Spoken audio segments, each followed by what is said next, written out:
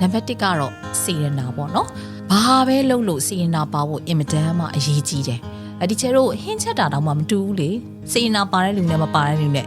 ဒုတိယတစ်ချက်ကတော့ရိုးသားမှုပေါ့နော်ဒါကတော့ဒီချေတို့ဒါလုပ်ငန်းခွင်ထဲမှာတစ်သက်လုံးသုံးချသွားရမှာဒီချေတို့လူတွေစီကယုံကြည်မှုရဖို့ကရိုးသားမှုရှိဖို့အဓိကပဲနံပါတ်3ကတော့ကိုချင်းစာတရားပေါ့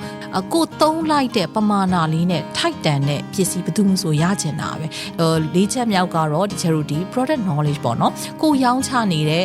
ကိုရဲ့ပစ္စည်းတွေ service တွေနဲ့ပတ်သက်လို့ကျွမ်းကျင်ဒီချေတို့ကရှင်းပြရဖို့လိုတယ်ကိုလုပ်နေတဲ့အလုပ်ကိုင်းတဲ့အားလုံးကိုကျွမ်းကျင်စွာတက်မြောက်သွားဖို့လိုအပ်တယ်